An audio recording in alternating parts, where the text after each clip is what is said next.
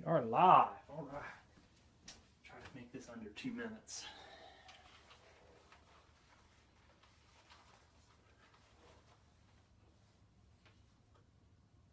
What's up, Facebook Live? I did survive the run of death with West Muskingum, so I'm here. Double episodes today, so I'm going to get this shared over on my personal page. We'll try to cut down the time between recording and all that. You guys don't want to see me run around my studio room and have Jerry talk about Australians again or anything like that. So. G'day, mate. Because I know you love Australian men so much. So. I do. I actually like it down there. The place is awesome. I want to go back. I'm going to adjust the camera just a hair here, guys, before we get rolling. Not cut myself out.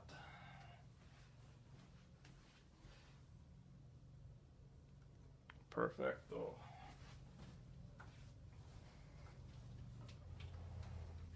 I'm going to watch myself on 7-second delay here and see.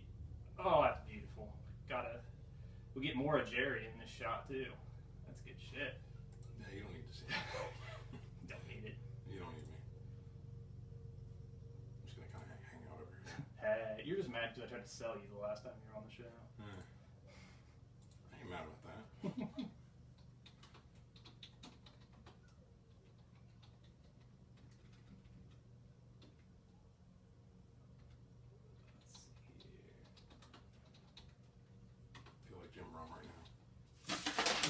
Some papers. That's how I know I can get away with this. Clones. That was phenomenal. Right to the dome. Hitting right in the salad bowl. J Stew. Remember, the camera sees everything. Oh, perfect. Right around 2 minutes. And we filled it with gibberish, so that's pretty good. I like that.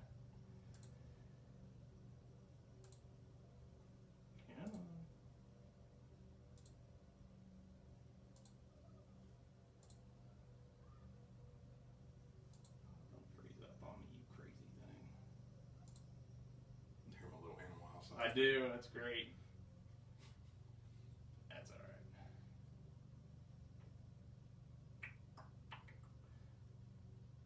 Did you see that? You don't listen to Common Man anymore. He does that. It's kind of funny. I do every once in a while. It's kind of funny because he does this whole like throat lozenger thing, and he like does it. They sucking on breath mint and touching rim.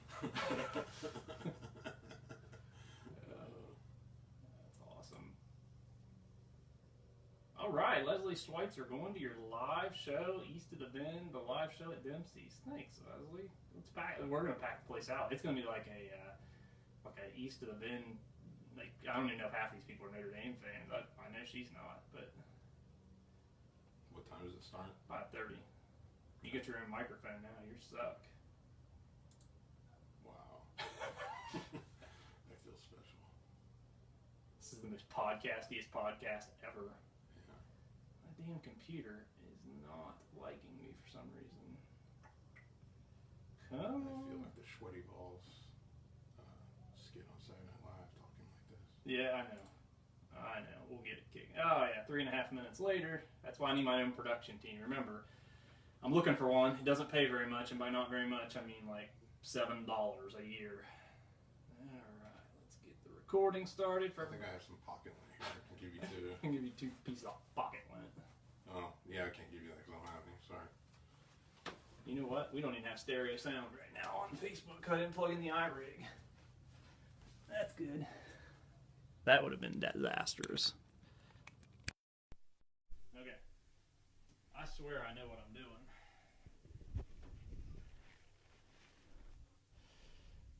How many touchdowns did you score for Polk High? For who? For Polk High. Which one's Polk High? Al Bundy, man. Oh, that's right. I'm off my rocker. When he was talking about how many he scored, 4 touchdowns in a game. I'm gonna set that differently. Cockeyed.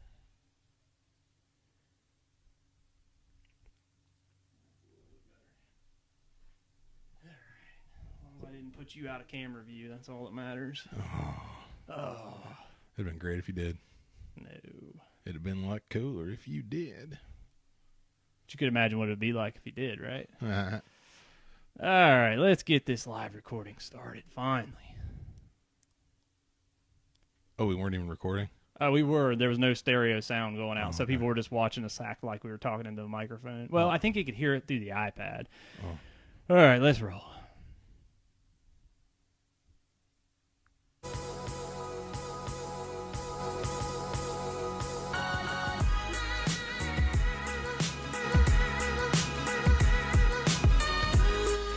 What is up, East of the Bend listeners? This is your host, Greg Schaefer. I am joined this week. Will's out with my boy, Jerry Kaler. What's up, Jerry? Hey. I love it. These guys throw me off every single week. Will did not die on the hill. He had family stuff, so he is skipping out. I don't know what that's all about. But in any event, we are the official family. We are the official podcast of the Notre Dame Fan Club of Columbus, and we are sponsored by Dempsey's. Every episode from here on out sponsored by Dempsey's Food and Spirits. Well, not forever. Mark doesn't even know what a podcast is, so yeah, probably for the next year, and then renegotiate. Like Hardball, the little kid in Hardball, remember he renegotiated his contract? Oh, yeah. That's an old movie. Knocked the dust off that reference. The East of the Bend podcast is also brought to you in association with DJ Digital Input. He will come out and DJ all your DJ needs, entertain your fans and guests. We need a DJ out on the hill today. Music would have helped that situation. Music would have helped a lot. You ever notice how music like helps a situation? Like if you're working out or something and it's like dead silent, it's so much better, yeah. Especially if you're on the treadmill or something, because if I didn't have it, I would be extremely bored and probably stop after 5 minutes. Stop. Yeah, some of these kids wanted to stop today. I was one of those kids that wanted to stop today. Not 740-973-0817 for DJ Digital Input. Kent Price, have him out to your any kind of get-together, wedding, work party, meetings, backyard barbecues. He'll do it all. We're all brought to you in association with the Dos Leprechauns out in L.A. Jason and Nate doing their thing, holding down the West Coast for us. So this is the final Indo show of the Coaches Spotlight. I do want to thank all the coaches that's come on with us. Coach Ryan Aiello from Newark Catholic, Coach Josh Whetstone, West Muskingum. We were just down running the hill with him today. It was awesome. I'm so pumped that he let us come out with him and his team, and really I think there's prime for a successful year. It's a struggling program, but Josh is going to be trying to turn it around. Those two guys, and then we got so we've had the head coaches on, and now we're going to do a little different spin. We're going to have a coordinator on, Tim Johnson, Marion Franklin, defensive coordinator, coming on with us. I personally don't know much about him. A good buddy of Jerry's hooked us up, so I'm really thankful for not only Coach Johnson for coming on, but to also Jerry Kaler for setting this up. So it's going to be a fun show. We got some awesome questions lined up. If you want to hit us up on Facebook, shoot some questions to us. Hopefully you guys like the new logos out there. Finally, we have something moving forward that we can hang our hat on and say, to have an identity.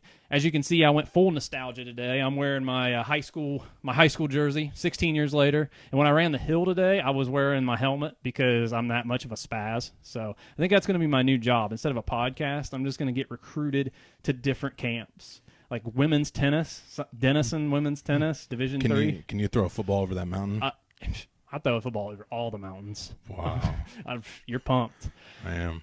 So before we get Coach Johnson on the phone here, you can check us out on SoundCloud, on iTunes, Twitter at East of the Bend, and on Facebook at East of the Bend. We have a ton of new followers over the last day because I shared a rumor. Thanks for checking out all my articles, by the way, because you didn't, but a rumor about game day coming to South Bend got me 42 new followers in 12 hours. So I guess I'm just going to start spreading lies. And I'm going to be the 4-letter network overnight. So before I get myself in trouble, I think I'm delirious from being out in the heat. We're going to give Coach Johnson a call back here. Also goes as Mr. International. You can guarantee we're going to be asking him about that. So let's get Coach Johnson on the line. Give me your number. And I'll call.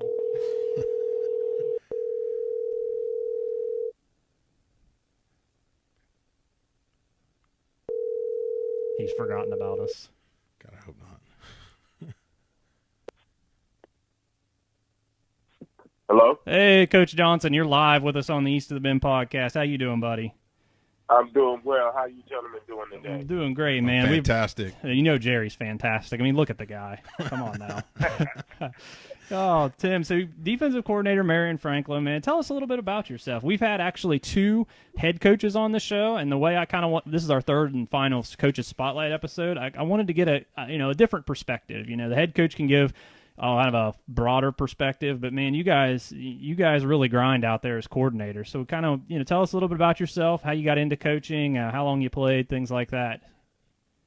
Well, first off, I'm the head linebacker coach with the assistant head D coordinator with Todd Tarter. Okay. As far as me getting started, it's like I got started back when I played at Marion Franklin, so that's part of it. My football, acronym coming from Marion Franklin. I played football there. My brother played football there. And then I went on to college at Bowling Green and played. And so that started me out with my football career. And then I came back from college, went back to my old high school, and a guy by the name of Pete Ferguson was coaching at Marion Franklin. And he was a teacher there at the time I was there. He was coaching then. And he allowed me to get my first coaching gig. Nice. How long you been coaching over there? Since 1999. Oh, nice, very nice. So you're hitting that point where some of these kids weren't even born yet, right? Oh yeah.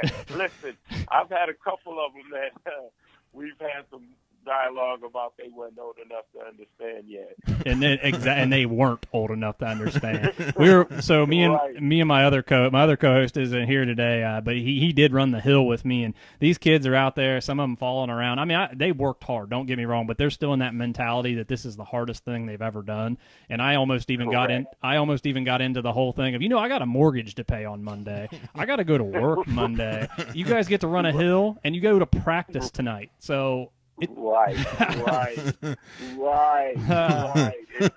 It's like embrace this. Embrace these moments. So you played at Bowling Green. What years did you play at Bowling Green? From 86 to 89. Oh, very nice. What position were you? When I first started there, I went to cornerback, and we started out as practice, and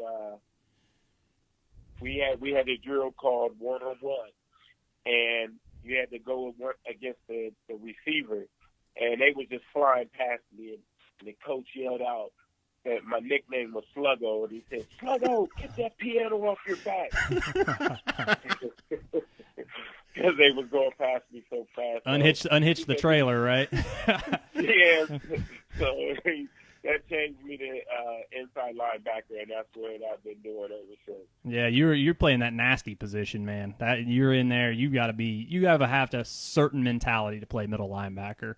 And you can just see it. You see it in your players when you have a guy. You're like, that's a middle linebacker. Yes.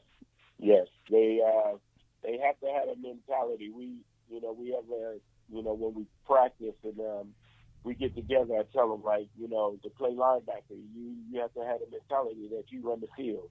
Exactly. And so that's our chant, that we run this, and they adapt to that mentality. So we do pretty well at our linebacker position. Mm-hmm. Now, did you always want to be a coach? It's a little yes, not for so much football. Mm-hmm. Me being around the kids is more about having the opportunity to be in their lives, to teach them something different, to show them some other things, help them out with life skills. So that's my enjoyment with it. It's more having the football as a platform that allows me to get involved in their lives. Mm-hmm. Hey, Tim. This is Jerry. How you doing, man? Hey, how you doing, Jerry? I'm good. Hey, I want to know what we've talked about you being a coach a lot, and for people that don't know, Tim and I work together for the government, and I used to sit next to him for a while, and we talked a lot about football and all that stuff, but I've never actually got to interview him like this, so it's actually pretty cool. So I wanted to ask him what is your favorite part of being a coach? It's taking kids that have a lot of, doubt in life and, don't see their future, and taking them from that point and allowing them to have success and enjoying that with them, and seeing it's like planting a seed and watching, what you plant grow. And once you see that, and then you see them become men, now the kids that since I've been coaching, I get calls from, they become friends, and, it becomes a family. And, and to hear them tell me what it meant to have me in their life, it gives you chills, man. And so that's my enthusiasm of, being with these young men. That's awesome. That is awesome. And I know you've kind of talked about that too. And I think that's a great characteristic to have. Yeah, it's all about building. Right. When you can watch that all that work go in, and then you see the outcome of some of these kids, man.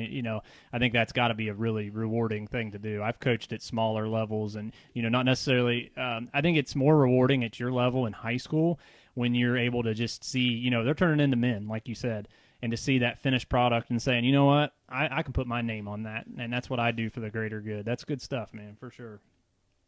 Yeah, well, I appreciate that. Yeah, it's a rewarding feeling, man, to have that opportunity. I'm just thankful that, I've been blessed to be in a position to do this. Right. So, tell not a lot of people know about Marion Franklin High School. That's another reason why I wanted to get you on here, because, we talk, people have heard of like Newark Catholic and some other schools like that, but nobody's really heard of City League schools like Marion Franklin and Hartley and all that stuff. So tell us a little bit about Marion Franklin. Like, how long's the head coach been there? Well,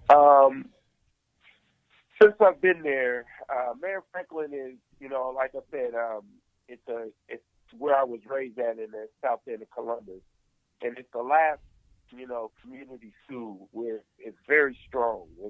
It's a strong community. I mean, it has, all the things that a community would want. And we're real close. We have a lot of events together. A lot of families still participate in the community with the school, own businesses in the community. And, when I first started, I've actually been through a lot of principals and coaches.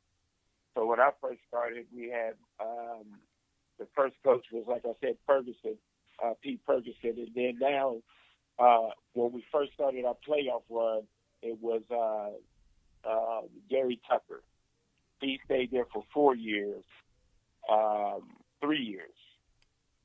And that was the start of the turning the program around. And then Brian Heckley came over from Walnut Ridge and became the head coach, and, the rest has been history. Cool. And that's been for like 14 years. Yeah, and maybe people don't know about the names of the schools, but there's some serious talent, and we'll talk about that a little bit later. I even looked up some of the guys you're going to be going against. Again, we'll talk about some toward the end of the interview, but yeah, man, that's a talented division that Columbus City League is. Yes, it is. We've been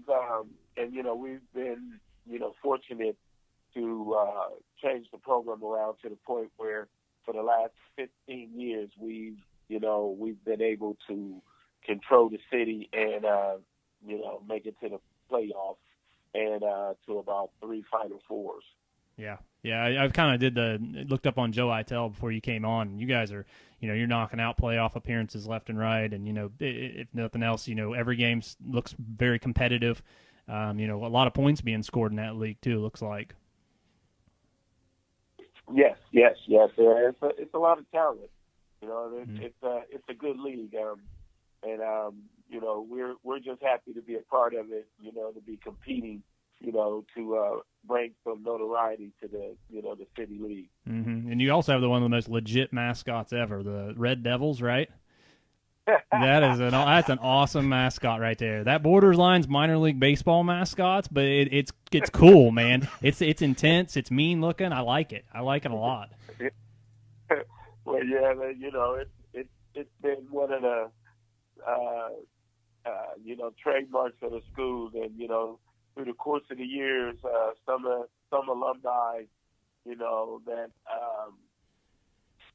graduate and go on to their lives, and some get a little bit more spiritual than others, and they want to change the name, change the emblem. Yeah. So it's been a battle to hold on to it. Yeah, and that actually is a good point, kind of the change in culture and stuff, and with football in general, and kind of leads me to, do you play any role in, and you'll kind of see where I'm going when I ask you the question, do you play any role in like youth development or outreach to parents and things like that about football because of the change in mentality over the years? Yes, it has. I mean, one of the things is coming back to Marion Franklin and making a change would change the whole culture of Marion Franklin, and winning, bringing the winning in is the first start of it was a guy came in, an athletic director who was an alumni. He was one of my classmates. He graduated a year before. His name was Scott Williams. He came in. He was the athletic director. So that was kind of cool. We knew each other. We were good friends, and so he came in and changed things because he had the love of him being an alumni from Marion Franklin. So then he started putting in and investing things into our program and changing how, our coaches carried ourselves. So he brought a mentality. And then once he came in, then we had a change of administration. We had a guy that came in and changed the whole culture, and that was Brian Terrell. He came in and he made us understand that, that we were winners, and that he changed the education. So he made school fun, and he helped us build back the pride. And he reached out into the neighborhood, which, and then he empowered me. He empowered me to do more, which the neighborhood, which I had the connection. Then he came in and said, "Hey, Tim, I want you to handle these things."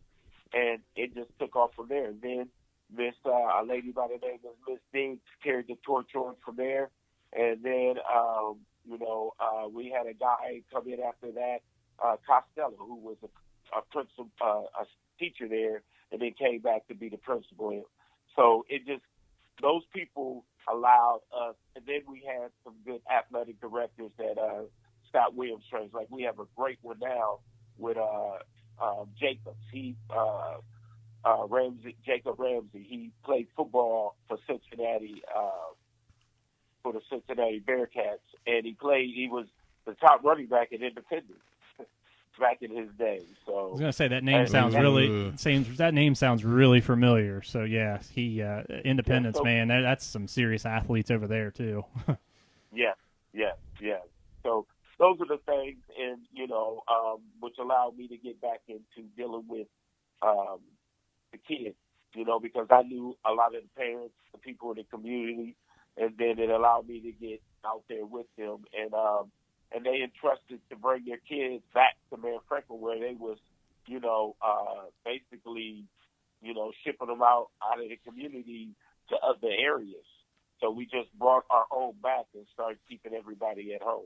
Very nice, very nice. So you participate in any of the youth camps or anything like that for like the younger kids, like 3rd through 6th grade or anything? Yeah, sometimes what we do is we have Little League camps come over, and we have our athletes run the camps at the school. We do free camps for some of the youth kids in our area. We have a youth program that's in our area called the Little Red Devils, and they do very well. And that's operated by one of our own football players that used to play for Marion Franklin, and so he has a football organization called the Little Red Devils. So he's giving back with it, and so we work together a lot in doing, football camps and fundamental drills and lightweight conditioning. All right, so I know we talked this morning, and you guys were starting practice up, and I kind of want to ask, what does your spring and summer preparation consist of for your players? Well, our program starts normally our season ends in November. So we haven't made it past Thanksgiving yet. So right around the week of Thanksgiving, our season has normally ended. We get started right after Thanksgiving. We open up our weight room and we start our weight room training from the last week of November and all the way through till season starts. Nice. And we do weight conditioning, footwork, and, we do that, like I say, all the way. That's when our season starts. Mm-hmm. Yeah. Awesome. Yeah. It's important to get those guys in there and get them prepped. And, that's where the injuries occur, is when you're out there on the field and you're not necessarily ready for season. I think you could definitely agree with that for sure. Yes. Speaking about, talking weight room and stuff like that, kind of transition now to on the field. And I've been kind of fascinated, and I don't know if you're familiar with it, and I've asked the other coaches that's come on the show, with the Dartmouth style of training and practicing. And I didn't know if you're familiar with like the mobile dummies and using crash pads and things like that to prevent concussions and being able to hit more or tackle more. Because I think the answer for tackling, I've harped on it on this show more than 10 times probably, is, the answer is not less hitting or less form tackling. Do you guys use any kind of mobile dummies or like crash pads, or how do you go about teaching your kids how to tackle and stuff in preparation for a game? Well, what we have done is, since the awareness of concussions has, surfaced, and from that point, so we work more on adjusting the way your head is positioning in the tackling. A lot of those new pads and stuff, we're not fortunate to have at this stage because, the money wise, but we still use different techniques with the pads we have with, the positioning of your head. So, that helps us, avoid a lot of the head collisions. Like for our running backs, we're teaching them, most running backs, they lower their head when they come to contact. We're teaching them how to use their shoulders more and move their body, to the side to avoid so much of the contact. Mm-hmm. Yeah, both the other coaches that came on kind of spoke of the hawk style tackling, head behind, kind of hit or make the contact and then roll. And a lot of the studies that's come out has actually shown that, yes, of course, helmet to helmet hits cause concussions, but several of the studies are showing that player head to playing surface is causing a lot of the concussions too. So trying to avoid that. Yeah, the Dartmouth thing, I'm actually going to try to get somebody from Dartmouth on with us, whether it be their head coach or somebody on the defensive side of the ball, because it fascinates me with they're hitting more. They're not necessarily maybe hitting each other, but when they are, they're landing on a crash pad. They're not landing on the field. They're hitting these mobile dummies and things like that. So I've been fascinated by it ever since I've watched the videos. And so I've asked all the coaches, and it is, you guys aren't you, when you agree, you're coaching a different style now than you were, say, in 1999, I would say. Oh, totally. Totally. Before, we used to have drills, have kids helmet to helmet or, back up and just run straight into each other. Oh, Oklahoma drills, lay on your back, we're 10 yards apart. Oklahoma drills. Oh, I loved them. They were fun, though, weren't they? Let me tell you. They were a blast. They were great. They were great. We're not sure what they did to us, but they were fun. Right. Actually, hey, listen, I'm still around. Yeah, hey, we're still here. Hey, actually, a funny story. So we had Josh Whetstone from West Muskingum, head coach, on last week. He was my left tackle in school. I was a running back. And I don't know how I forgot to tell this. He gave me my first concussion. That's how connected we are. We're running Oklahoma drill.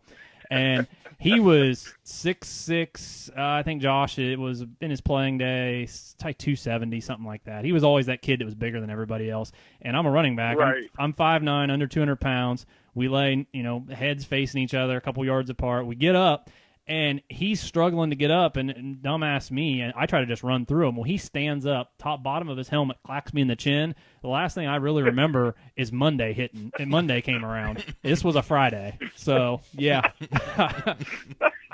So we're connected for life for that. And just think about the helmets we had back there. Well, I wore mine today because I told those boys if I was going to do it, I was doing it big. And I bought my helmet my senior year. I haven't had this damn thing on in 16 years. I have this big old red spot on my forehead right now from wearing it. And I was kind of looking at everybody else's, and I was like, mine's a lot smaller. And I know my head didn't get no bigger. So, yeah. And then I grabbed one of the kids, and I was like, there's shit going on in this helmet I wouldn't even know what to do with. So. Oh, man. Yeah, it was a good time, man. I tell you what, it was something. I don't know if you ever throw the helmet back on or anything. And like I said, that was the first time in like 16 years I had a helmet on. But it made me a little nostalgic looking through the cage, man. Just looking through it again, and I was like, let's go. I want some other schools to invite me to go do some stuff. Hey, well, look, maybe you can come up to Marion Franklin. We would love to have you. Hey, I'll come. Yeah, we'll come out for sure. Yeah, let me know what you guys got going on. Shoot me a text or something through the private page, man. We'll come up and we'll be a tackling dummy for something or run through some of your crazy drills. I have no problem with it. You can. I'm not. Yeah, Jerry's out, but I'm out. Me and my other co-host will tell you a little bit about him before we get to the next question here. This dude, he played soccer for 25 years, played at Ohio State, but now currently he's 40 years old. He does jiu-jitsu. He does adult league soccer, and he plays flag football on Sundays. So this dude's just everywhere. Yeah, he's still active. He's yeah, very active. He said he's so old if he stops he'll die. So I'm like, oh, you're like a hummingbird then. Yeah, you guys can go and do that. I'm just gonna sit around and laugh. Jerry's gonna slug a pizza and sit and watch us die. So. Yes, yeah. I'll go to practice, but I'm not gonna participate in anything. Oh, I'm gonna make fun of the people that are. That's funny. All right, so I wanted to ask, what kind of defense do you guys run? We run a 3-4. Okay. Basically a 3-3 stack. It allows us to have a lot more athletes on the field. Right. Quicker guys. We're able to get to the ball a lot faster. The stud of it is middle linebacker and the nose tackle. Nice. And your coaching style. They anchor it, and the free safety. So those three are the basis of the defense. Okay. Awesome. And your coaching style, I remember seeing you. It was the game that was on TV last year. It's like a Thursday night. I think you guys were playing. Who were you guys playing? Like you rung up like 21 points in the first 5 minutes of the first quarter. I think it was Westland or somebody. And I saw you come out and you were just kind of talking to your players. So it kind of made me think about it. Like, are you an intense coach? You laid back? You kind of a mix of whatever the situation calls for? Well, I'm not one of the. I'm an emotional coach, and I'm a laid back coach. I'm not a coach that gets real angry. I only get intense when I see the effort is not there, and I see like when we're down, and our kids need that energy and security, knowing that, hey, listen, we've been here. Let's get to pick you up. Face us up, and that's one of the things that I think that my style is it's more of the motivational type. Now I can get gritty at certain stages, but that's not the norm of it. I'm more of a laid back kind of coach. Right. So you're not going last chance you on anybody? No. I said that to Josh last week, and he's like, I don't think I'd be around very long. I'm like, probably not. I think that guy. I don't know. Have you watched season 3 at all? This last season? No, I did. I think the guy has the kid's best interests in mind, but I hope he likes coaching JUCO because there's not a chance in hell anybody in the NCAA is taking a chance on this cat. No. Oh no. I mean, listen, I don't think he can coach high school. So it has to be a JUCO because the high school level is a no-no. Yeah. I mean, this guy used the F-bomb like a comma. So. Yeah. Yeah, yeah, he's an intense guy, but he seems to have his players' interest in mind. How many starters you guys got coming back? We have on the offensive end, we have 5. We got about 7 returners offensively. Okay. And defensively, we have 3, 4, 5, 6. We have about basically returning about 14. Oh, nice. Yeah, very nice. That's very nice, for sure. And are there any guys that people should be watching out for? I know that quarterback you guys have. That kid's a stud. I don't know his name, but that kid is a stud. Yeah, he's Tavion. He's our quarterback. He's a big time kid. He's coming in, and we have Deontay Wade. He is our quarterback. He's athletic. He's a stud too. We have a returning linebacker. Our offensive line. We have some guys, about 3 guys returning from there. So yeah, we got a couple guys that is gonna, I think gonna have a real good senior year. Awesome. You guys got a lot of seniors coming back this year? Yes, we're senior heavy right now. We'll probably be about 15 to 18 seniors. Oh, wow. That's really good. And that's good to have leadership like that. Guys that have been with the program. I'm assuming most of them's played freshman on. They've been with the program all 4 years then. Yeah, we have, yes.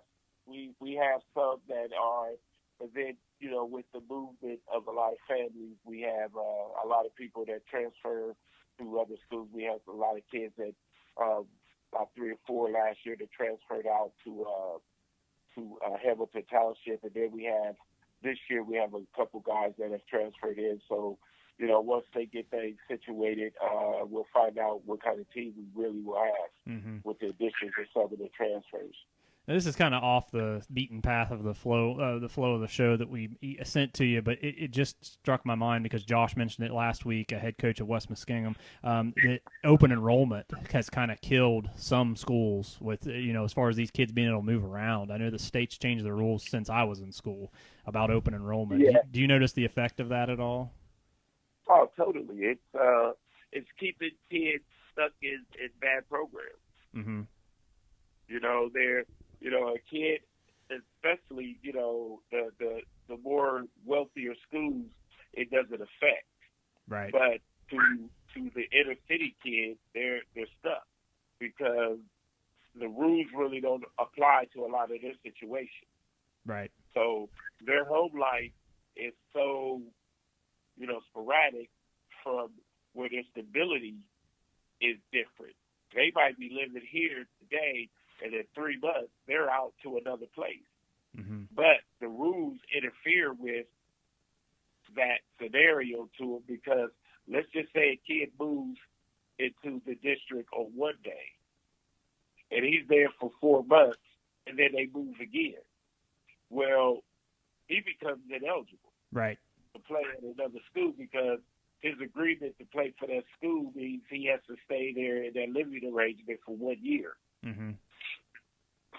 Yeah, that's unfortunate. So, yeah, so it's hard for the kids in the inner city to have that flexibility, to move, or not even in so much just the inner city, because there is other people that go to other schools, like some of the OCC that are kind of in the same position also. Mm-hmm. Yeah.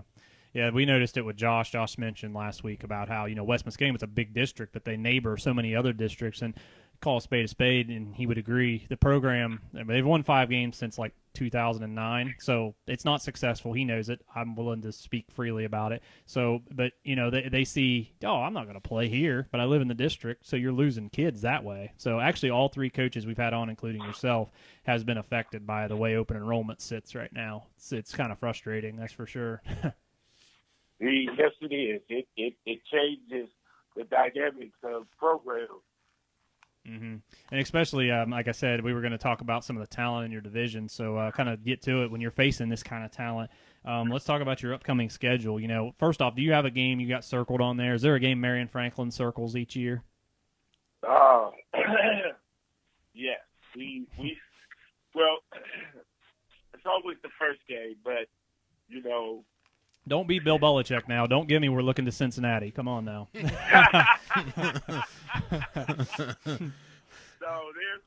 there's games that we definitely circle. And that's Eastmore. Okay. Walnut Ridge, and Independence. I was familiar with the Walnut Ridge one. That one gets pretty intense. Marion Franklin Walnut Ridge, correct? That's a pretty intense one. Yeah. Excuse me. Yes, that one, Eastmore, and Independence. Yeah. Yeah, those three right there. You know, the Eastmore Walnut Ridge. That's the real one. Okay. So that's the one. The Independence just became in the last 2 years, but it's been Walnut Ridge and Eastmore. Mm-hmm. So you're saying you guys aren't going out for pizza afterwards? Is that what I'm hearing? Oh, you know, it might be some furniture moving in. Oh, that's funny. Yeah, I was looking at the schedule, man, and speaking of the talent you guys have in there, you guys are playing at least 3 of the top 50 per rivals. I noticed Julius Wood, Walnut Ridge, he's undecided. He's number 44 in the state. Desmond Cooper out of Reynoldsburg, and then also Mershon Rice out of Reynoldsburg as well. He's committed to Purdue. So you're definitely playing some serious talent. Is there anybody else that kind of sticks out in your mind, even on the Marion Franklin, that, you know, is kind of getting heavily recruited or anything like that? Well, we got our quarterback right now that people are looking at. We have a running back that's a 11th grader. He's a stud. He broke his leg this year and on a 7-on-7, so that really, you know, hurts us a lot. But he'll come back, and I'm telling you, this kid, you know, if he comes back healthy, he'll also he'll be playing on Saturday somewhere at a nice major D1 school. Yeah, he'll probably be a steal for somebody because you know how those rankings work and the stars and stuff. I mean, you know, we could have an argument all day about how meaningless or meaningful those stars are, but, you know, it probably knocks them down a notch, at least from everything I've studied with recruiting when they get an injury like that. But, you know, if he's that talented, yeah, some school's going to get a steal. You're going to see a kid like an Indiana kind of kid, you know, I could, you know, based on what you're saying, like a Jordan Howard type or something, you know, this racks up 1,200 yards at Indiana or something like that because the other schools, you know, Ohio State, Notre Dame, Michigan, all those, they overlook a kid with an injury like that in high school. Right. And that happens a lot, and kids come to prove a lot of people wrong, you know, and this kid has a chip on his shoulder, and he runs like that too. So I have no doubt that he'll believe come bounce back from this injury and come back so strong because he's a fighter, strong kid, very strong kid. So I'm looking for speedy recovery and looking for his journey coming back. Very nice. So one thing I know that you like to do, and we talked about it kind of earlier on in this interview, but you like to have your players go out into the community and do things out there. What kind of things do your players do as far as like community outreach?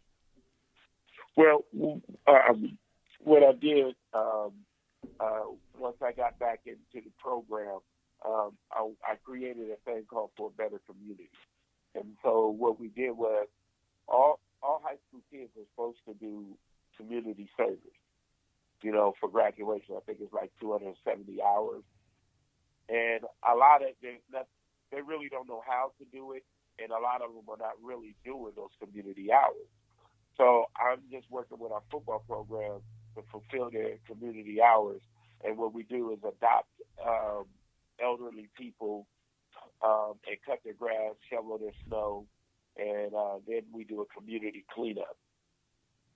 That's awesome, man. And that sets them up, too, because, you know, with some of the colleges and some of the, you know, not so much the state schools, but the state schools are looking for them, too. The public universities, but the private universities especially are looking for that community service. You know, you got to have that on your college resume to an extent. You know, unless you're this 5-star Uber athlete, you can go to practice and come home. But, I mean, you know, these schools, and even not even talking so much football, you know, some of these kids, let's be real, some of your players won't play college football, but they'll go to college. Correct. They'll go to college, and that one of the things in the acceptance is always, you know, what kind of community service? Why should we pick you over the next person? I think that's awesome, Right. Tim. You're setting them up for, you know, life, like a 40-year decision, pretty much. That's pretty cool. Yeah, it's fun to see them get out there, and it's a twofold thing because right now in this day and age, you know, in the communities, you know, it's a generation gap. The older and the elderly people have no identity to the younger. They're scared of them. Mm-hmm. And so then the younger people don't fool with the elderly because they think they don't understand them. So in this opportunity of bringing them together, it allows them to interact with a pretty much like a safety net. So they get to know each other, you know, under a situation where they're helping each other. And it's good because what has happened is now they see these elderly people in the neighborhood, so when they see them in stores and stuff, now they're not so much scared of them. They know them. And then they look out for the elderly people in the community now versus before where they might not even spoke or pretty much, you know, cared.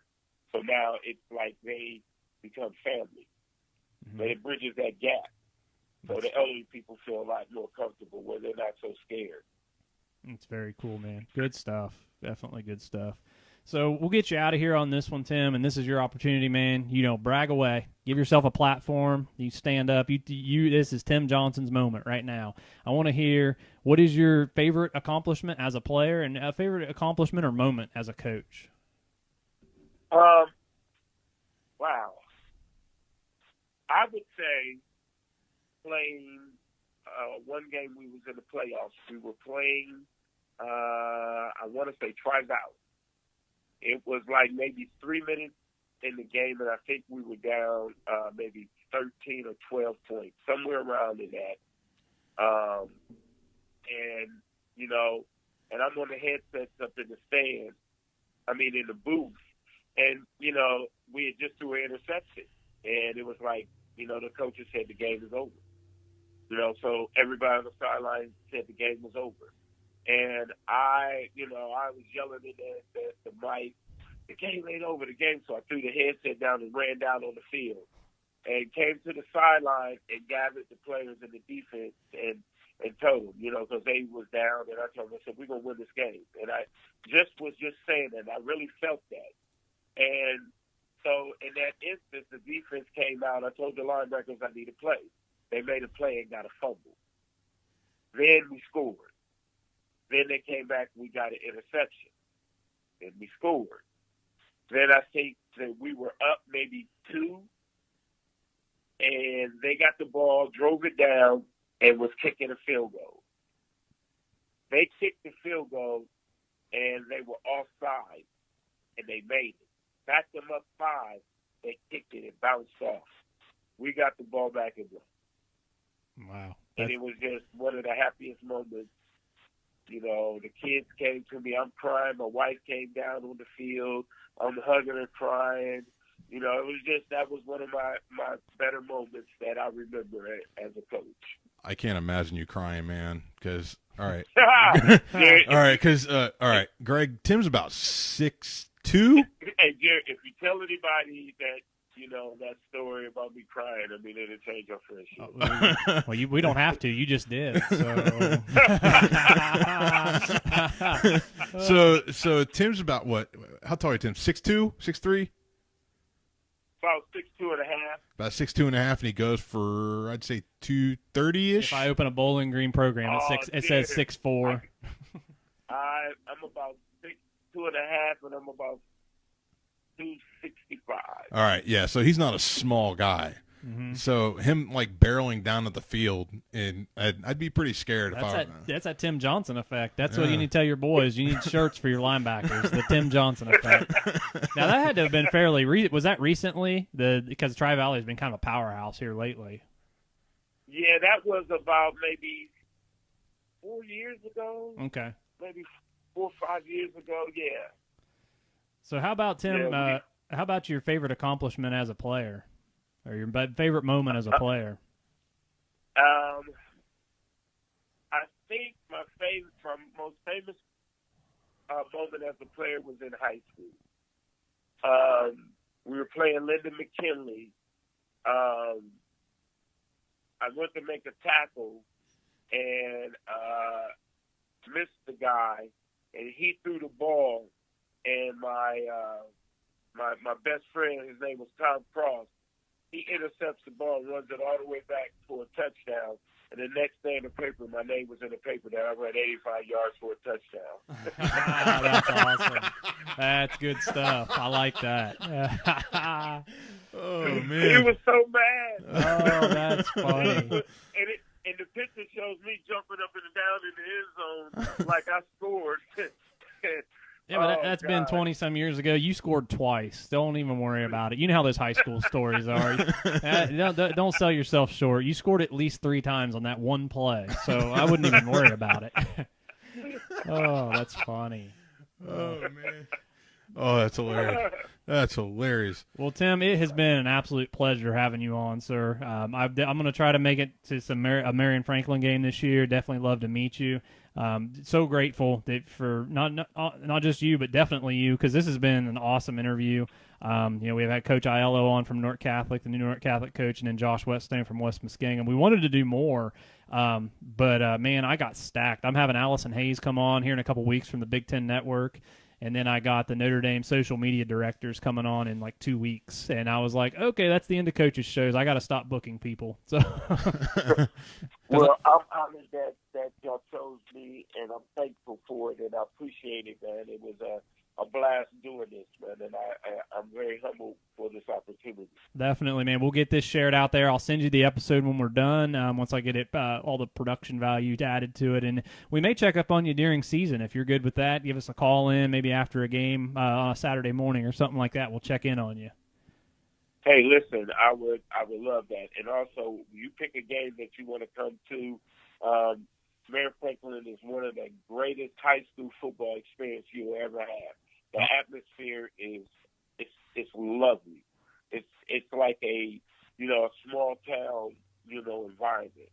So you would enjoy it. We have the RV on the field, so y'all can come by the RV, be on the field, tailgate for a while, and so you just let me know, and I will take great care of y'all. Awesome. Well, we finally got our and those uniforms are dope. That's funny. Well, we got some pretty dope uniforms ourselves now. We got some official shirts because we've been invited. Actually, all the coaches have been very gracious. So I'm like, we got to look professional on the sideline. We can't just be showing up.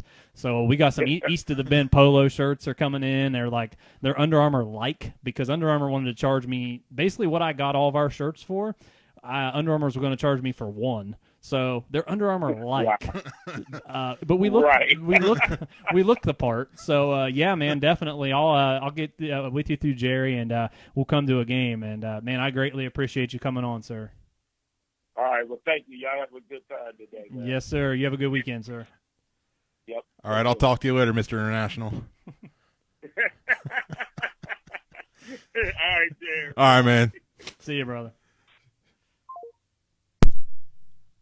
Pop in our ears. That was our interview, final Coaches Spotlight episode with Tim Johnson. That was fun. That's a good dude. He's awesome. Yeah, Tim's a great guy. Yeah. So we'll try to get down to a Marion Franklin game. I've got a busy fall ahead of me. I'm gonna watch. I bet by the end of football season, I'm gonna be like, you know what? I don't like football anymore.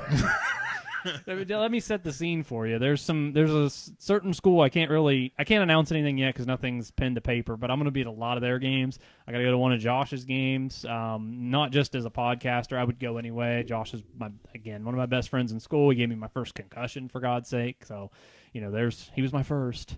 So, yes. And then, I got to get to one of these. Somebody offered me the other day Indiana Penn State tickets. I might try to make it out. I haven't been to Bloomington since I was recruited out there. And Wabash, I'm a college football junkie. Anybody that's listening to this show for a half minute knows it. Wabash, they're usually ranked somewhere between number 5 and 15 in Division III. They'll be playing in Granville, so I'm going to hit that up. And then I'm going to take my son to his first college experience because 20 minutes down the road is Muskingum, and the national champs, Mount Union's coming down there. So I bet I'll be a basketball fan by November. So, and then then I have weekly shows for Notre Dame, of course, and give all the fan club and everything else what they want. One of the whole reasons I started doing this show. But that was fun, man. I bet you learned some stuff on that. I did. There were, like I said early on, I talked to Tim a lot, and there was stuff that I didn't know. Mm-hmm. So, with that being said, I hope you guys go back and check that out. I'll get it shared everywhere. Me and Jerry are going to stick around for a little bit. Everybody's probably logged out by now. They're like, forget these two. These guys are a mess. We're going to get to some college football content, pushing an hour here, so we won't spend too much time on it. But we were going to talk about some coaches' hot seats and talk about some of these Heisman Trophy winners that just don't pan out in the league. I guess we'll get to the Heisman Trophy stuff first. I mean, I think it goes without saying that these guys are not, they're just not. Win the Heisman Trophy doesn't mean success in the NFL. No, absolutely not. And some of the stuff that's brought up, like before, like pre-draft, like, oh, this quarterback won the Heisman. This guy, this person's a Heisman winner. All this stuff, and I think that do they not learn from history? I think that would almost push me to not draft a guy. To be honest, because we've taken 2 Heisman Trophy winners at quarterback. We took Manziel and we took Baker Mayfield this year, and Manziel didn't work out. And a homeless guy took Manziel, but yeah, yeah. I mean, it's better than it was. I mean, I think Jameis is a nice quarterback. Yeah, the printer ran out of ink. Let me live. CBS, I need my check. Can't afford ink. Sorry, but normally I'm all organized. Everybody's got their papers. We shuffle like Jim Rome. Right. But I think it has gotten better because you look back here. For instance, Jason White did he even take a snap? Eric Crouch, I know he didn't take a snap in the NFL. No, he ended up moving to safety. Chris Wanke, train wreck at quarterback. Yeah, but isn't he like one of those quarterback gurus or something? He was like 112 years old. Yeah. Is he like Whitfield chasing dudes around with a broom? Hey, at least Whitfield's doing it where it's nice in San Diego. Gino Torretta, Ty Detmer. This is not NFL success. See, Gino Torretta was my first experience with that, as far as Heisman Trophy winners not being looked at favorably. Right. Because he won the Heisman Trophy and then turned around, he was drafted in the 7th round. Mm-hmm. By, I think it was the Vikings or something. I mean, Vinny Testaverde's still playing, so I guess I can't use him. Yeah. But then you fast forward, and this is where I think it's gotten better, and not necessarily success. You see a guy like Marcus Mariota. He's good. It's going to be interesting to see where he goes. Mark Ingram. He's had a nice, solid. I wouldn't say great, but he's had a solid NFL career. Jameis Winston's solid. I mean, you would probably take him over some of your other quarterbacks. For those who don't know, Jerry's a Browns fan. Anybody's listened before, he's all Cleveland, AD all day. Robert Griffin III, train wreck though. Yes, glass knees. Yeah, he had one good year, and you know what though? I think Mike Shanahan kind of ruined him.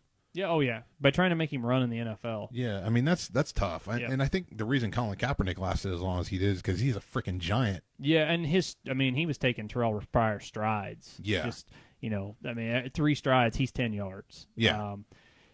Cam's done well, regardless of how you feel about Cam or anything. Right? No, absolutely on the field product, he's played very well.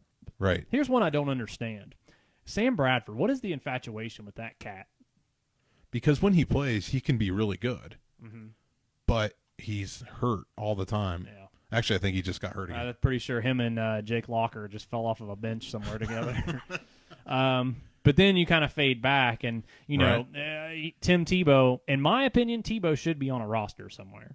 I mean, he is. I'm talking second string. I'm not talking starting. There's no reason that cat shouldn't have been playing. The media screwed him, and it's the same with Kaepernick. Whether you agree, disagree with what Tebow's done, what his personal life is, and the same with Kaepernick. Whatever you disagree. We're not going to get into that. I don't get into. Typically, I don't do LeBron, Jordan discussions, and I don't do kneeling discussions. Everything else is pretty fair game. I think that's pretty fair. No, that's absolutely that's fair. But regardless of how you feel about that kind of stuff. Kaepernick, there's no reason he shouldn't be on a roster. Tim Tebow's the same way. Absolutely not, especially looking at some of the guys that people were signing. Oh, gosh. Like, I'm not even a fan of Kaepernick, and it's not because of the kneeling thing. It's just I don't think he's that good of a quarterback. No. But I think he'd be a solid backup somewhere. Mm-hmm. Yeah, I mean, he would be better than, I don't know, Jason Campbell on the tail end of his career. I mean, come on. Baltimore signed Robert Griffin III. Yeah. Over Colin Kaepernick. And I'm sure Kevin Hogan's still playing somewhere. And then Houston's got who? Fred Savage or Tom Savage? The Wonder Years is down in Houston. Yeah, Tom Savage. Savage, yeah. I mean, Kaepernick's better than Savage. Some of those draft picks, though, and this is a whole other discussion for another day, but some of the draft picks these guys have. I mean, I've seen Savage in college, and it's like, I can see why you got a scholarship. Okay, right. Great. You play for a 7-5 Pitt team. But it's like, oh, my God, you got drafted. Dude, we drafted Justin Gilbert, number 8 overall. Yeah, and who was the – no, you guys didn't draft that Duke quarterback. Who am I thinking of? The Duke quarterback, black dude, played in a couple games. It's killing my soul. It's killing yours, too. I'll hit the Google machine. Okay. Yeah. But until then, I mean – And I think Reggie Bush had, staying with the Heisman and success in the NFL, right. I think Reggie Bush had a nice career, but he was nowhere near what people thought he was going to be. No, Matt Leinart. He was actually the next one. He kind of falls in that and Ken, he didn't win it, but like Ken Dorsey, I mean, I would have thought Ken Dorsey, the way he played in college, I was like, oh, that's an automatic good player. But you know what, though, man? I think you could have probably thrown up Dorsey numbers because 38 draft picks that year. Roscoe Parrish, Andre Johnson, Kellen Winslow, Frank Gore, Willis McGahee. Think about Jeremy Shockey. That's even beyond that's almost pushing beyond your 2 deep. They had 38 draft picks off that team. Yes. And that just says how bad of a coach Larry Coker is. And Ohio State beat him in 2002. Yeah. I mean, the controversy aside, bottom line is the end of the game, the final score. We scored more than they did. X. Yeah. Yes. And, it's crazy, and then he just ran that program into the ground, which I'm fine with. I could give a shit about. Because then he went to, what was it, Texas, San Antonio or whatever? UTSA. Yeah, he went to UTSA, and then he was a train wreck. Dopest nickname ever. They were the Roadrunners. Hey, that's pretty awesome. I like that. I like that, too. I need a hat. Oh, speaking of just random apparel I'm buying, I'm getting one of those Independence Community College shirts. Oh, yeah. There's one, it's got Indy on the front with a football, and on the back it says, don't ever put your future in another man's hands. That's awesome. Dude, I seen it, and I was like, you are on the way home. That is. And Independence couldn't be any more opposite of Notre Dame. So it's going to be great when I wear it on the show. You know what, man? I think that guy's a solid. You're right. As far as junior college coach. Delivery, man. It is.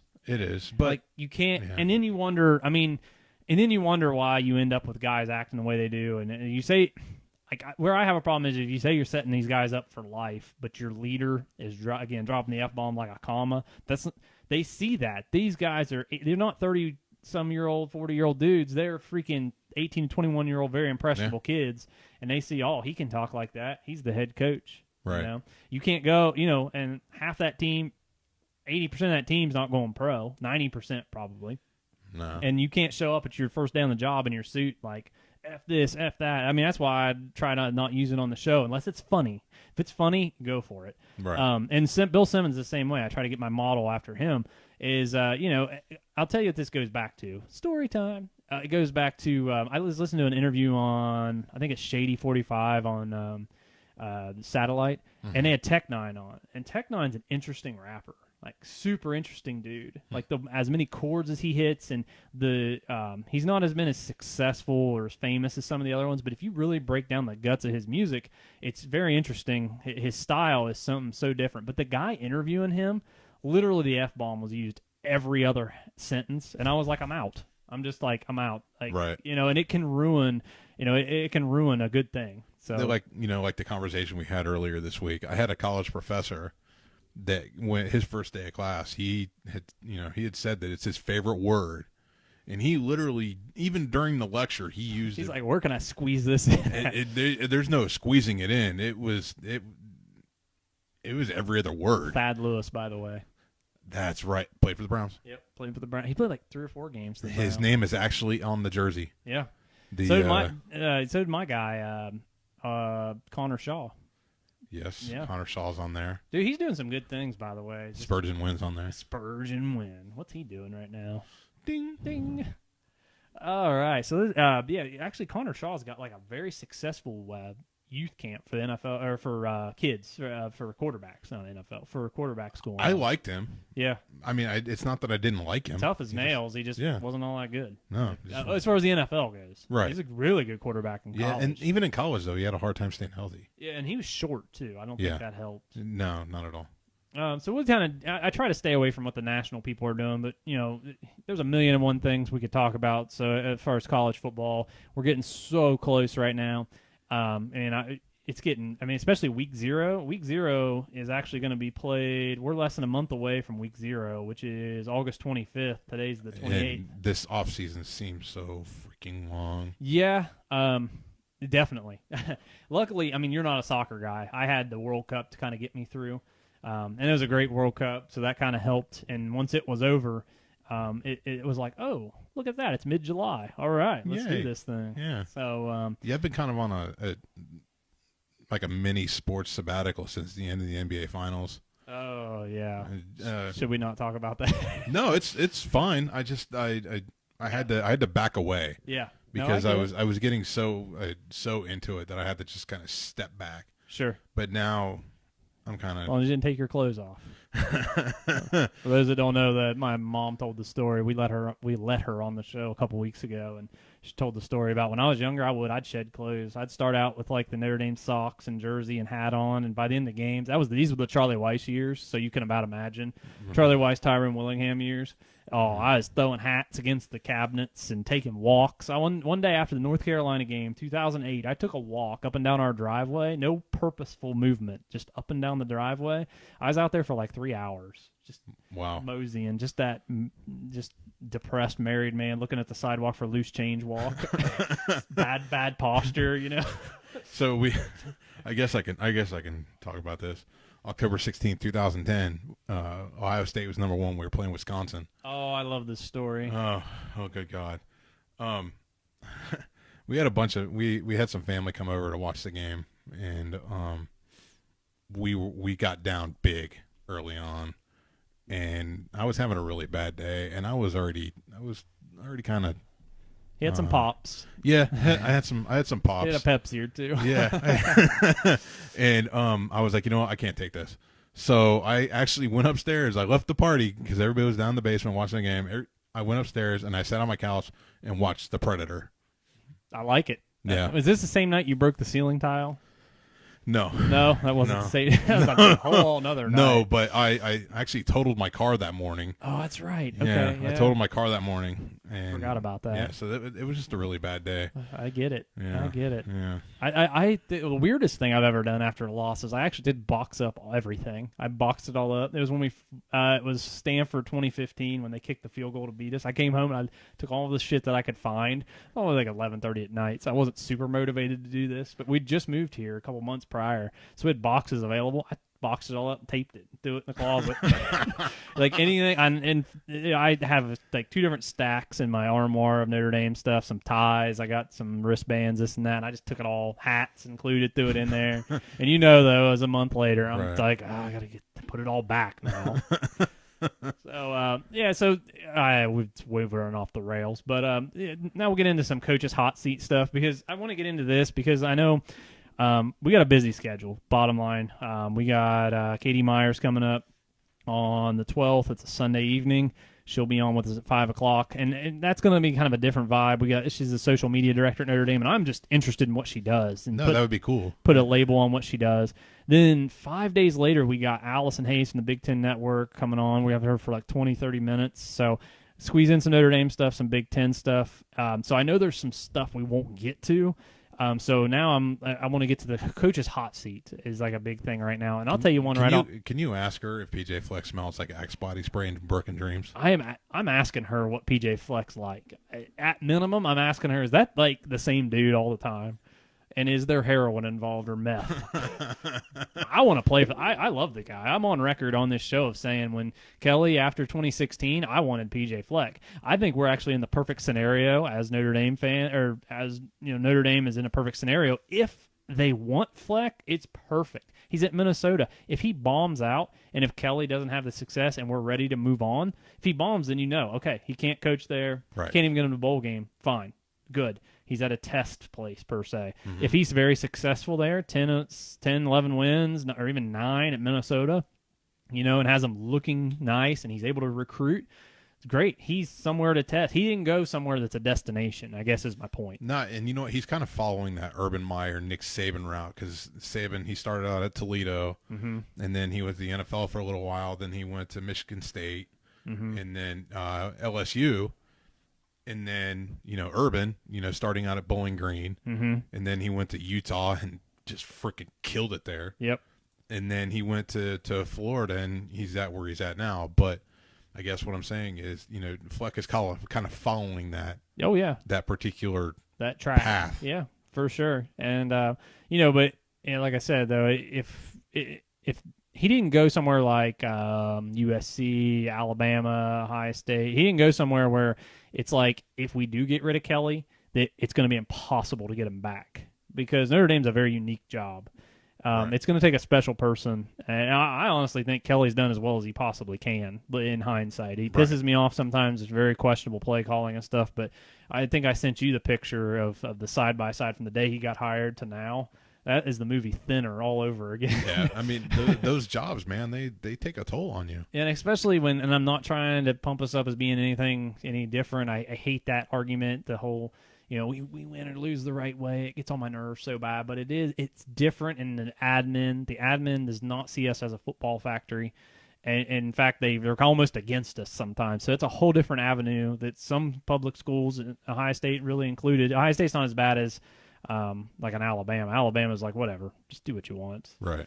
We are a football factory. Right. But yeah, some coaches' hot seat stuff. So this is Dennis Dodd's article from CBS.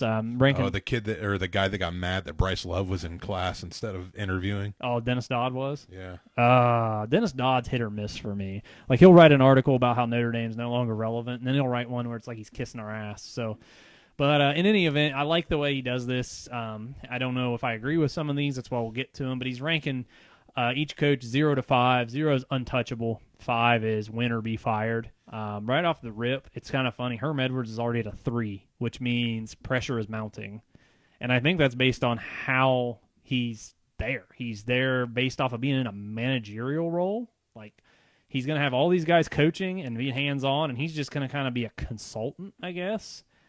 At first when the Herm Edwards hired happened at Arizona State, I'm like, bam, that's an 8-win team. And then I start hearing about how this all went down, and I'm like, ooh, it's ugly. Yeah, it's ugly. Is anybody but you know what though? If he hired a good staff, then that's. I guess his offensive defensive coordinator said, nope, see ya right after. So really, yep. Oh wow. Is anybody off the top of your head you see as a hot seat? Hairball. Well, excuse me. If they lose to Notre Dame the first week of the season, Hairball. They've only got him listed as a 2, and really? that means all good for now. Because he's making he's the third highest. And so Big Ten Media Days were this week, and I was listening to Packard, Mark Packard and he. I like him. Yeah, I do too. Working for the 4-letter network, he's solid for sure. Which is how the hell are you still there? Right. Is something wrong with you? You got kids locked in your basement. What's the matter? But he said that outside of Ann Arbor, everybody thinks the same way. But up there and then in like Northern Ohio, everybody's cool. Everybody's fine. Like he could literally probably go 6-6 this year. And Really? just then, he said, based on what he's gathering, that he could go 6-6 this year, and next year he'll be on the hot seat. Really? There is no hot seat for him right now, essentially. Wow. I know. I agree. Because my opinion, and I'm going to ask Allison about this, because she pulls double duty because she is Big Ten Network. She is Notre Dame, ABC, South Bend. So for when Notre Dame plays a Big Ten game, they have a game against the Big Ten. She actually has to cover both teams equally, so she's running her ass off essentially. But I want to ask her Sunday morning, the loser. What's the national headlines looking like Sunday morning for that loser of Notre Dame, Michigan, right out the rip? I mean, your season's already in a downward spiral. Right. So, yeah, I'm kind of interested to see her opinion, and especially if it's Harbaugh. Is that her opinion as well? You know, Right, working for the Big Ten Network, her eyes are a little closer. Harbaugh's beaten Michigan State, what, one time? One time. One time. He hasn't beat Ohio State Has not yet. beat Ohio State. So if you add Notre Dame to that mix, not beating us, I don't know. They're going to have to do something. What's his salary? Is he the second or third highest paid? He's coach? in the 6, 7, something like that. I should know that, But I guess I'm basing this straight off of like financial. Yeah. Is the amount of money you're paying that guy? You're paying him, national championship winning. Oh yeah. Money, and they haven't even sniffed it. They haven't even sniffed the playoff yet. Mm-hmm. And I'm not saying they're not going to do it this year. I don't know, but they're not even close. Mm-hmm. Yeah, your untouchables go. Of course, Urban Meyer. Here's one that's an untouchable. That's interesting. I guess it doesn't surprise me. It's interesting. The greatest coach of all time is untouchable. Pat Fitzgerald. Okay. Yes, I know, but who else are they going to get? It's true, and he loves the program. He's never going anywhere. No, he's an alumni. Yep. He loves the program. He'd bleed for that program. He'd probably have to go 0-12 back-to-back years. Even then, I don't know. Yeah, because of what he's done so far. He's 20 games over 500 actually. He's 87-65. Wow. Yeah. So even though you guys, what year was it that you completely ended their season in one night? 2013. Yeah. It was 4-0 game days there, and then they go 4-8 after that night. Yeah. Oops. This is kind of interesting, especially with all the off the field stuff. Is D'Antoni's only at a 1? Well, again, who else you going to get? Right. Yeah, and he seems to really like it there. Yeah. Mark Rick's at a 1. Mike Norvell down in Memphis is at a 1. I was looking for some of these lower guys. Some of these, like Kent State's head coach is at a 1 because it's his first freaking season. So right. Ferentz is only at a 1. I look for Burt, but to you know take what? Though over I think the only reason that Ferentz is at a 1 because they can't afford to pay the buyout. That's true because they're stupid. Because oh, you won a game. Yeah, they beat us this year. Okay, we get it. They hung 55 on us. Fine, but I think they just like renewed him for another 10 years after they beat us. Oh yeah, and that's the thing. It's like Charlie Weiss syndrome. It's like, yeah, hey, you won or you were close in this game. Hey, beat Central Michigan on a last-second field goal. Here's 15 years and $20 million. Right. But I agree with you. I think Bert's probably the heir apparent to that program. I can't see why not. Oh. I guess he's the consultant. Get this, he's the consultant for Bill Belichick with the Patriots now. That's what Bert's up to. For those that don't know, Brett Bielema, Bert Bulimia from Arkansas. There's no bulimia going on there. He's the opposite. Nah, Now, speaking of some 5s, Lovie Smith's finally got some pressure. He's a 5. He is a win or be fired. And I don't disagree. I think they should have fired him last year. He acts like he has no interest. I don't think he does. I think he's just there to make some money. It makes no sense. Like, are you rocking around with Allen Iverson and his posse spending all that money? You just making it rain at the strip club? Like, how can you make all that money and have to coach Illinois? And like, Illinois should be a good job, in my opinion. It's so frustrating watching what's happening to Illinois. Tom Allen, the new Indiana coach. Anybody's listened to this show before knows that Indiana always special place in my heart because they're the only Big Ten school that gave me any love in high school. But he's at a 2, so I think they're going to have a nice season this year. Yeah, they could. They're definitely playing a lot better defense than they did under Kevin Wilson, which was no defense. Right. How about this one? Bill Snyder's at a 1. He should be like a -1. Because if he dies, they will weekend at Bernie's on the sideline. I think all he has to do is say, "Do you guys remember what happened last time I left?" Yeah, and Ron Prince took over. Right.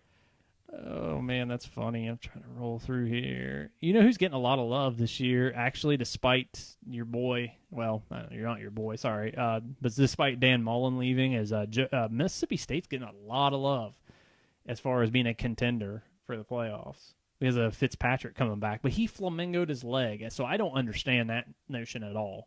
Like, that dude got his leg turned around and backwards against Ole Miss. So, I don't know. Man, these guys are at practice. They know more than I do. Of course, Scott Frost is a 0. Right. What about Tom? Where do they have Tom Herman on that? 2. 2? Which is considered safe and secure. See, you hear any national headlines right now? It's if Urban would happen to leave in the next couple of years, you guys are getting Tom Herman. That's like the national narrative. See, I've been thinking about that, and I find myself thinking about Urban's replacement and who I would want, and I don't really know. I'm the same way with Kelly. Like, honestly, it's like PJ Fleck, you better succeed because I don't know. I'm right there with you. I literally have no idea. I guess I'm kind of interested to see how Fickle does down in Cincinnati. Okay, I'll give you one for me. Western Kentucky's Mike Sanford. Mike Sanford, who was with us. And this is another deal where it's coaching on the job. He can train on the job. If he's successful, then let's go. How about Jeff Brom? Yeah. But is the style fit Ohio State or Notre Dame? That wide open. I don't know if I'd want to. As a Notre Dame fan, I don't think I don't need Joe Tiller on the sideline. I don't need basketball grass. because I don't think that's going to bring you a national championship. Nope, not at all. We've seen that with Oregon. Yeah, the last national championship you guys played, the way Oregon looked against Florida State, like, dude. Because if you looked at Oregon in the national championship games that they played against Auburn, or no, was it LSU? I don't remember who they played. They played Auburn in the national championship. Yeah. That was Chip Kelly's. That's right. Yeah, they played Auburn. They lost again in 2009 when we played them in the Rose Bowl. Mm-hmm. They lost. And I think any team that plays really good defense is going to shut them down. Mm-hmm. Yeah, I don't know. Like, outside of those guys, again, I like Brom as a coach. It's just, and I think he's going to be very successful at Purdue. He reminds me of a guy that's going to get freaking cherry picked after this year by a big program that's struggling, and he'll struggle, and then he'll have to go back to being, coaching in the Sun Belt. Case in point, Kevin Sumlin. Yeah, Kevin Sumlin. Well, Kevin had a ton of success at Houston. Mm-hmm. Really good. Went to Texas A&M. Couldn't develop a quarterback. Even though he had Johnny, though. 2 or 3 years in a row that he had the number 1 quarterback recruit in the nation. And then he's out. And now he's at Arizona. So I'm kind of interested to see how he does at Arizona. Oh, that Khalil Tate kid's something else. So that could be a nice setup for him. Yeah. And people are high on Oklahoma State despite Rudolph graduating. So that's interesting to me. Kelly's only, for those interested, Kelly's sitting at a 2. So, and I'm getting the national narrative too from, even if he loses, I guess I'm just off. Like, I guess that's why I'm podcasting. I guess from everything I'm hearing, he's safe for this year. He would have to go not make a bowl essentially to not to be fired. So get used to Kelly. Where's Mike Leach on that list? You said you wouldn't mind having him at Ohio State. I'm wrong on that one. You're wrong. I love Mike Leach. He's at a 2 as well. Okay, I love Mike Leach, but I wouldn't want him here. And for the exact same reason that I wouldn't want Jeff Brom. Yep, it works where he's at. Yep. That's great. Might upset some people. Might get to a Fiesta Bowl when it's not part of the playoffs. Right, yeah. But other than that, he's not really going to – and I don't even know if he'd beat Michigan. Yeah, it's tough. Michigan's defense is really, really good. good. Michigan's defense is starting to scare me. The more I'm reading Devin Bush and that Rashad Gary. Yeah, even that, was it Rob Ninkovich or whatever his name is? Yep. And then Rashad Gary, that kid's a freaking animal. Yep. Yeah, our offensive line's going to have to be ready to go against those guys. How about Justin Fuente at Virginia Tech? I think he's solid. I think I think he could probably get a bigger program. Mm-hmm. Well, my guy's Kyle Whittingham, but the fit he's just at the perfect spot. Right. And he's Mormon. Like, let's be real. Like, Right. I don't think a Mormon's coming to a Catholic school. No. Like, it's just not happening. He's from Utah. He actually went to BYU, which is Right. interesting. Right. Coaching at Utah, that kind of rivalry. Yeah. You figured he'd have taken that the BYU job when Bronco Yeah. Mendenhall left. But, and he's been there, shoot. God, where's he at? He's been there 13 years. All right, I know this is kind of off the beaten path. But where's Rocky Long? Rocky Long. He is at a 2, so good for now. Yeah, that's good. Yeah, 64-29 in 7 seasons. Yeah, he's good to go. Solich is a 1, by the way. Like, yeah, you can pass out. You can get drunk at traffic lights, like whatever. Yeah, I mean he probably goes. It makes sense. He probably goes to the OU parties every chance he gets. Oh, abso-freaking-lutely. For those that don't know, my freshman year, after I left the football program I was a part of and decided I wasn't playing anymore, I went to OU where I finished my degree, and that was my freshman year was the year that he passed out the traffic light. So that was cool. What a memory. Yeah. Hey, Terry Bowden's at a 1 as well. Wow. Up at Akron. Yeah. 31-80. Ooh. Gross. Ugh. That's painful. You know what I found out? What's that? Sunglasses isn't there anymore. Oh, yeah. Chuck D'Amato. Chuck D'Amato, which I liked him at NC State. I did too. That dude had some like monster pecs. Monster pecs and a hell of a tan. Yeah. So, oh, man. Well, we're going to get out of here for this week. That's probably enough freaking East of the Bend content. That's an hour and 20 minutes. So go back, check out Tim Johnson's interview if you don't do anything else, because that was a great interview. Between that, our run today, and go check that run out, man. Those guys, they really busted their asses. I give it to all the kids from West Muskingum. I hope they have a successful year. I think Josh has got them on the right track. Numbers are up, 32 from 28. Yes, freshman to senior. But like I said last week, if anybody's built for it, Josh is. I think the most kids we ever had when I was at Millersport was like 45, freshman to senior. So if anybody knows what they're doing with that, it's definitely Josh. And again, thank you to all the coaches that's come on with me. I'm very fortunate to have all these guys on. I apologize for the ones that I've had to turn down because that has happened. I feel bad about that. So, but we're going to do this next year. We just had too much hit, and that check still hasn't cleared yet. So, Dempsey's, yours is fine. Everybody, but it wasn't enough. So yeah, we'll be back. Week off next week. Back August 12th. Katie Myers, Notre Dame social media director, is coming on with us at 5 p.m. And then I said that like a question. 5 p.m. she's coming on. Then 5 days later, Allison Hayes, Big Ten Network, ABC's 57 South Bend. She is Mrs. Do-It-All. She even covers Indiana high school football. She'll be on August 17th at 7. Then after that is the live show, September 1st. Dempsey's Food and Spirits, our sponsor. We are their official podcast. All the Notre Dame alumni is coming out here in Central Ohio. Come out, have a great time with us. We'll be cheering on the Irish. We're going to give a full pregame show, 5:30 to around 6:40, because I want to have all my shit packed up and I want to be ready to watch the game. We're not college game day in this. I'm not putting a head on and then the game starts. No, I don't have an equipment team to pack everything up. So, so that's what's going on with us. Remember, at East of the Bend on Twitter, at East of the Bend on the Facebook page. Check those guys out that we're running today. Check out Dempsey's. That's our official sponsor.